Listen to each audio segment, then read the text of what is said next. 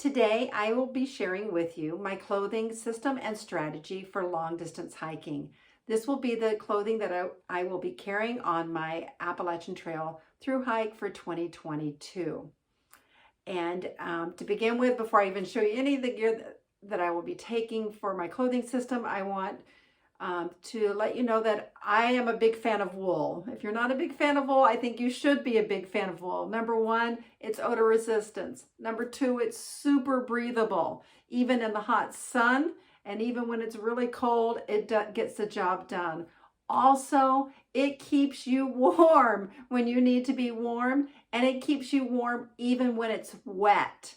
So there have been times when I put on a wool shirt that has gotten wet the next morning, and I go to put it on. If it had been synthetic or polyester or any of those other type of fabrics, it would have been so cold, but the wool shirt was not.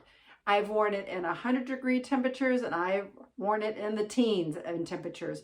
It is just, to me, the way to go. So there's my wool disclosure. So you're going to see that most of my clothing has some aspect of wool to it. I'm going to start by sharing with you what I wear when I start the trail. I'm going to assume that it's above 60 degrees for this, and I'll show you what I do, how I layer differently when it's colder. But if it's above 55 or 60 degrees, this is the setup that I have. I have a nice cap that I wear. This keeps the sun off. You'll see other ways that I keep the sun off of my ears and my neck later, and with another piece of gear that supplements this, but a good hat to keep the sun off your face, to keep the rain off your face, whatever you need. And it's a chance to have some style. So pick a good trucker hat. On my feet, I will be wearing the Hoka Hoka Speed Goats, and I have some brand new Dirty Girl gaiters that I will be wearing as well. So you need to find the shoe that works for you. It was like a long marathon of trying different shoes till I found what works for me. So far, this is what works best for me. Everyone's foot is different, so find the one that works for you. Sock-wise, I've tried a variety of socks. I've tried the Darn Tough, I've tried Smart Wool, I've tried Injinjo, and I love the Injinjo. They make them in a wool. However, if you buy just the Injinjo sock, I found that I was constantly having to sew the toes up and repair them, but they kept the blisters away. So last summer I did a lash of the PCT to finish it. I did all of Oregon and Washington, a little part of California to finally finish that trail. And what I ended up in the long run with was going with the Injinjo wool liner and then the Darn Tough sock. And so this is what I'll start off with.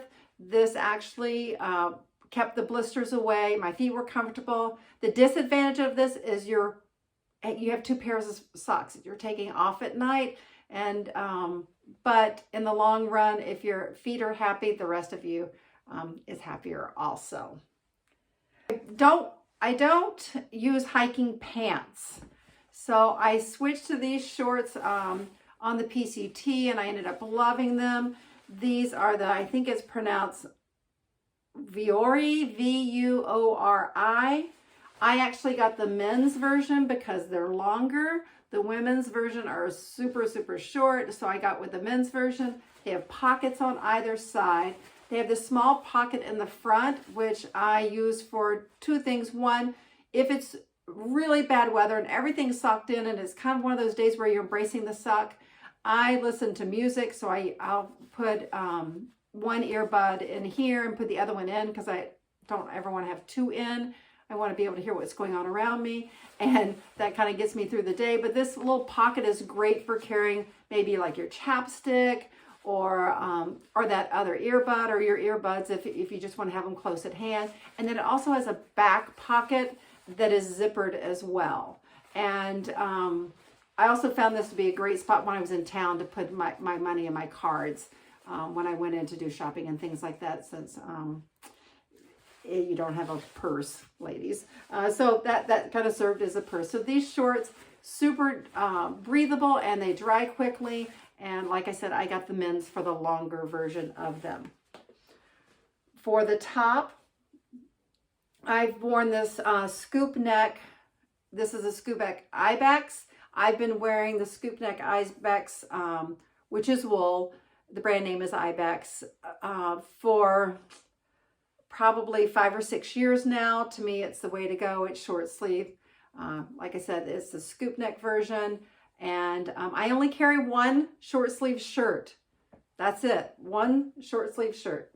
And you'll see as the layering system goes on. Underneath all of that, the bra that I found that works best for me is a Patagonia Barely There. Super lightweight, gives me the coverage and support that I need. And I've just found it to be a good bra. I've also been using this bra for about 6 years. Well, not this specific bra, but multiples of it. For this trip, I'm trying something a little different.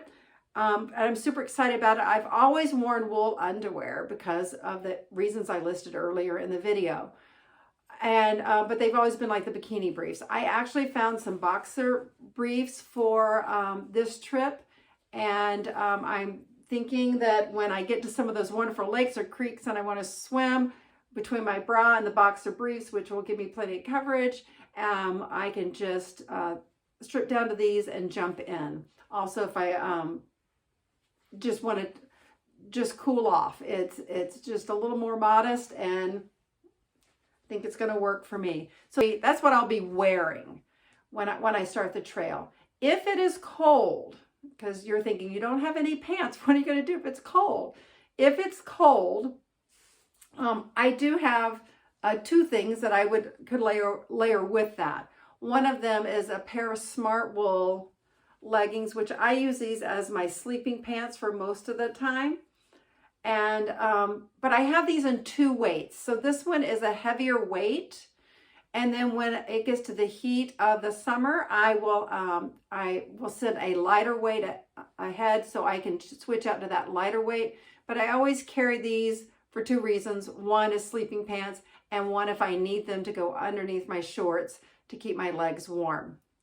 So in regards to sleeping, so I have these pants, and then I again have an Ibex tank top, so it's wool that I sleep in, and then some smart wool socks. I like to have separate clothes for sleeping because I think it keeps my pad and my sleeping bag cleaner longer. The other thing I love about the tank top, it's got kind of a nice neck to it. So if I needed to, and I have done this before, I did it on the PCT, I stepped in through the neck and pulled it up over my waist when I was in town. And then it made a nice skirt a nice skirt that I would use while I was doing laundry if this didn't need to be laundered. Or if I just wanted to wear something different beside my regular old clothes. So to me, it has multi-purposes. I can sleep in it. I could hike in it if I got super hot, if I felt like I needed to. I don't think I'll need to, but I can also use it as a skirt. Another item that I picked up, actually was gifted to me last year as I was getting ready to hike the last 1,000 miles of the PCT, was this buff. And I didn't know that I was going to carry this buff. But I ended up carrying it, and I was glad I did, because this buff was multi-purpose. Most of the time, how it got used the most is I used it as a pillowcase for my pillow, and it worked out great. I have a small inflatable pillow. I would put this over the top of it at night, and it just helped me sleep better and feel better. When it gets really cold, I have used it as a neck gaiter, and it's worked really well. And it could be used as a headband. I haven't used it as that. I did use it as a lighter weight hat at one point because I didn't need the heavier one that I had. And so it has multiple purposes. To me, in my mind, if it doesn't have multiple purposes, it's hard to put it in the pack. My coat is the Mountain Hardwear Ghost Whisperer hooded version. I only do the hood because for me, that's another layer on my head if I need it, if it gets really cold. These are a pair of gloves that I haven't tried yet. I usually have just worn some polyester type gloves, nylon, whatever that fabric is. You know, they're really good at wicking. One of the problems I had actually in one section of Washington, it just rained for so many days that there was no way that they weren't keeping my hands dry. I put Ziplocs over the top of my hand, and I just even had trouble working my phone to even look at my Gut Hooks app because I couldn't keep things dry. And it was a doozy. So there are some steps that I've taken to hopefully that won't happen. One of them for warmth wise is I ordered these gloves. I guess I'll hold them like this. There you go, so you can see them better. From Z-Pack, and they're a possum bushtail glove, and I have used them here in my home state of Alaska just on day hikes, and they are super warm. I was very impressed, so I'm looking forward to that. And they do have a small thing on the pad on the forefinger, so you can work your cell phone if you need to. Looking forward to having these on the trail, and they are super light. And they're that wool type fabric, so I know even if it gets cold that they will still keep me warm. I also carry an extra pair of socks, both the liner and the sock that goes over the top. And I also have my Crocs, my camp shoes. These come in at 6 ounces. I love these. I can put these on with my socks on if I want to. And I just found them to be great in town as well. A little sturdier than your flip-flop that you can get at the Dollar General or something like that. But also they don't have a lot of weight to them. So these have been a good camp shoe. They work for me. I do have a Z-Packs dry bag that I keep all my clothing in. And then the other clothing that I have also is a Smart Wool beanie. So you can see I have 3 different ways I can keep my head warm. Or 4. I have my trucker hat. I have this buff. I have this hat, and then I have the hood on my coat. So there's a lot. We know a lot of heat escapes through the head. So I have multiple ways to keep my head warm. I have an extra pair of the wool boxers in my clothing sack. And then the other thing that I have, this also is made by Ibex, so you can tell I'm a big fan of Ibex. And this is their sun hoodie, and it's all wool. It's got the hood. So if it is hot and sunny, and I am in a sunny section, this is what I would put on. It will protect my arms from the sun. It has a longer sleeve on it and thumb holes, so I can pull it down over my tops of my hands if I need to. When I have on my hat and I pull this over the top, it keeps my ears nice and protected from the sun, and also helps with my neck, keeping it protected. So this is a nice layer to have.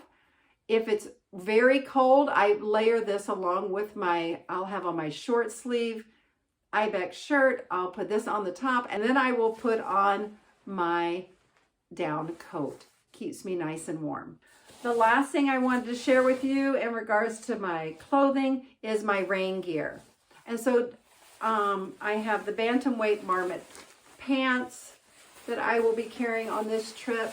When you think of your rain gear, think of it as another piece of clothing that has multi-function. So usually my rain gear is what, like these pants are what I'll be wearing when I'm doing laundry for most of the time, that I will have them for that. But also, not only are they good for the rain and good for town clothes for while you're doing laundry, but if it gets really, really cold and I only have on my shorts and I already have on my sleeping pants, but my legs still feel cold, these really work well to insulate and to protect you from the wind.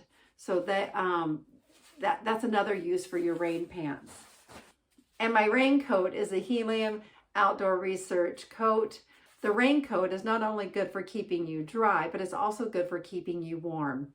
So that it can be used as a layer in conjunction with your sun hoodie, with your coat, with your short sleeve shirt, whatever the demand is for at that point. But don't forget that this is also a way to provide warmth to you as well.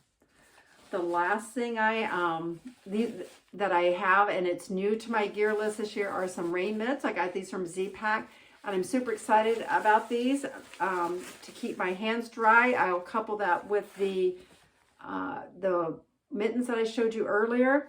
The rain mitts I'm excited about because last year when I was on the PCT and just had so many days of rain, I was using Ziploc bags to keep my hands dry, and it was successful somewhat, but not completely. So I added these. These are super lightweight, and I think they will be worth the carry. So this is all the clothing that I carry on a through hike. If you found this helpful or informational and you enjoyed the video, please subscribe to the channel, hit the like button, and happy trails.